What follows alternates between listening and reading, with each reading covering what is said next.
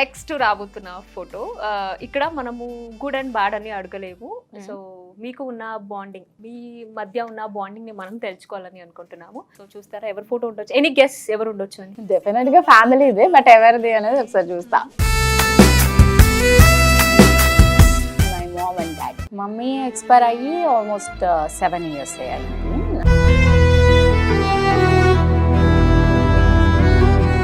So daddy very recent and all of sudden.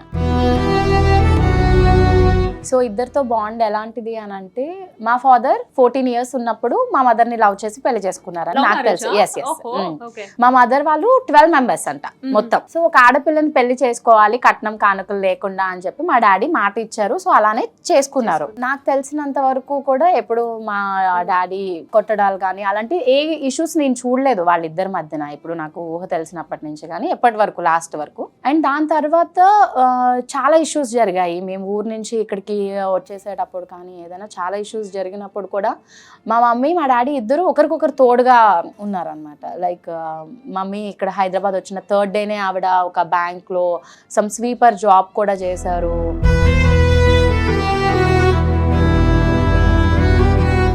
Hyderabad వచ్చిన తర్వాత మా డాడీ ఒక ఆయనకి అడ్వాన్స్ ఇచ్చి ఇల్లు చూడమని చెప్తే ఆయన ఎటో ఇదే వెళ్ళిపోయాడు. సో బస్ స్టాప్ లో ఒక 2 days ఉండడం,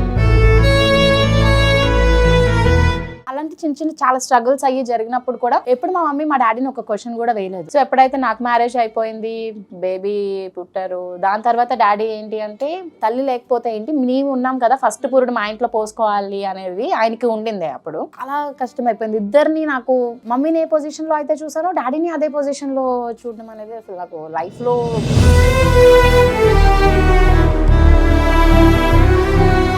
అంటే ఏ పెయిన్ లేకపోయినా వీళ్ళిద్దరూ లేరు అనే పెయిన్ నాకు ఈచ్ అండ్ ఎవ్రీ సెకండ్ ఉంటుంది. వాళ్ళిద్దరూ నాకు ఇలాంటి ఒక మంచి లైఫ్ ఇవ్వడం వల్ల అండ్ మా మదర్ సిద్ధునే చేసుకో అని చెప్పి లాస్ట్ విష్ కోరడం వల్ల నా లైఫ్ ఇంత బాగుంది అని నాకు అనిపించింది. సో వాళ్ళిద్దరు లేకపోతే లైఫ్లో నేను లేను. ఇప్పుడు ప్రజెంట్ వాళ్ళిద్దరు లేకపోవచ్చు, బట్ అయాన్ష్, అత్తయ్య, మాయ, సిద్ధు అందరూ ఉన్నారు కాబట్టి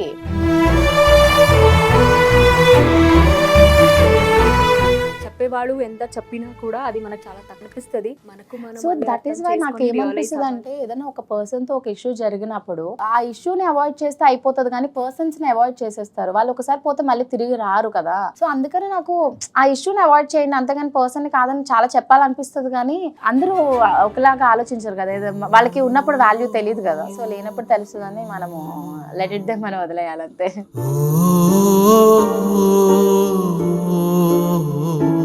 ఈ రోజు మీరు ఇంత సక్సెస్ లో ఉన్నారు అంటే అఫ్ కోర్స్ అది మీరు పడ్డ కష్టం. సో ఎప్పుడైనా సరే కష్టపడని వాళ్ళకి రిజల్ట్ ఉంటుంది అంటే అది మీరే. So thank you so much first of all మా షోకి వచ్చి మీ సక్సెస్ జర్నీ, మీ జర్నీ గురించి మాతో షేర్ చేసుకున్నందుకు thank you so much. And ఇప్పుడు మీరు చెప్పండి, మీకు ఎలా అనిపించింది కాఫీ విత్ శోభా షో? చాలా బాగుంది. అండ్ లాస్ట్ లో ఏదైతే మా father and mother the photo అది చూపించారో నా వాల్ పేపర్ అదే అనమాట. చాలా చాలా బాగుంది షో. అండ్ ఎలాంటి ఇబ్బంది పడకుండా క్వశ్చన్స్ అడిగారు. చాలా నా గురించి మా బ్లాగ్ లో ఏయో పిచ్చి పిచ్చిగా మాట్లాడుతూ ఉంటా, కానీ మన ఆడియన్స్ కి నా గురించి తెలియనివి చాలా తెలియపరిచారు. సో మేబీ ఇది కొంతమందికి హెల్ప్ అవ్వచ్చు. అండ్ ఇప్పుడు చాలా మంది అప్కమింగ్ అమ్మాయిలు వీళ్ళందరూ కూడా లైక్ ఇండస్ట్రీకి రావాలి అని భయపడుతూ ఉంటారు. సో మేబీ ఇది వాళ్ళకి హెల్ప్ కూడా అవుతుంది.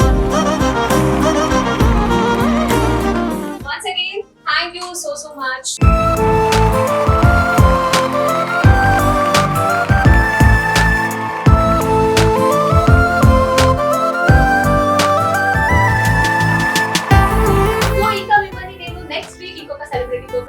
I hope మీకు కూడా ఈ ఎపిసోడ్ నచ్చిందని అనుకుంటున్నాను. So signing off, coffee with you.